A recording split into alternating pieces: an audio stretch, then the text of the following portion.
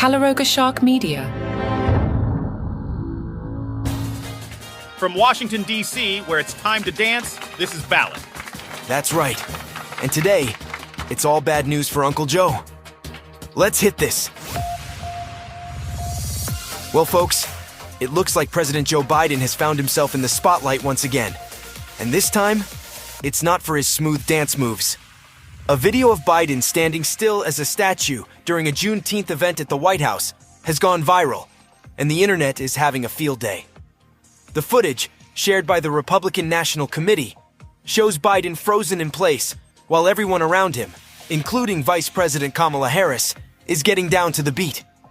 I guess when you're the leader of the free world, you don't have to worry about impressing anyone with your dancing skills. Now, to be fair, the event was a pretty big deal. It was an early Juneteenth holiday concert attended by 1,700 people, including some heavy hitters like Gladys Knight, Patti LaBelle, and Doug E. Fresh.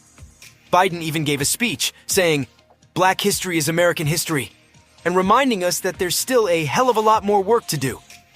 But apparently, that work doesn't include busting a move. Of course, this isn't the first time Biden's behavior in public has come under scrutiny.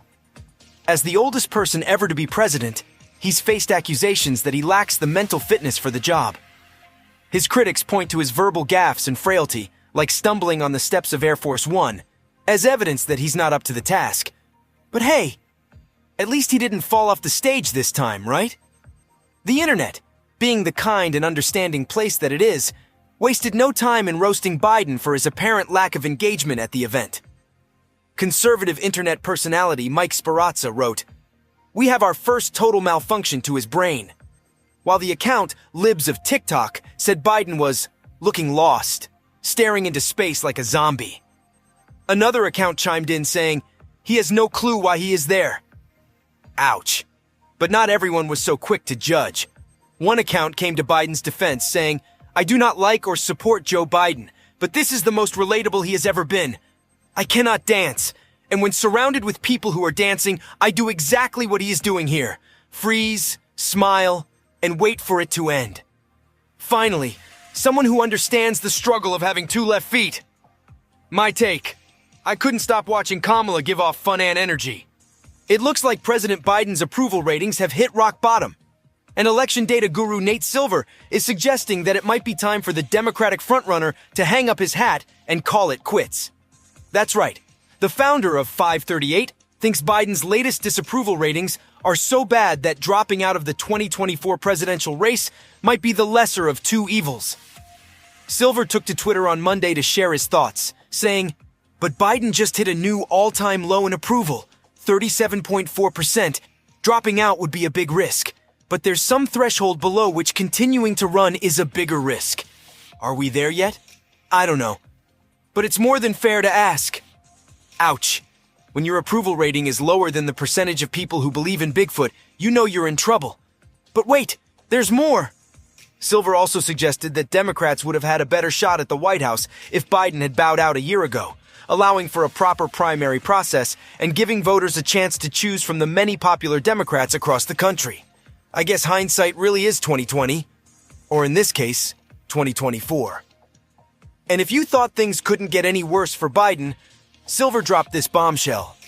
"If I told you 10 years ago a president would seek re-election at 81, despite a supermajority of Americans having concerns about his age, and then we'd hit 8% inflation for 2 years, you wouldn't be surprised he was an underdog for re-election.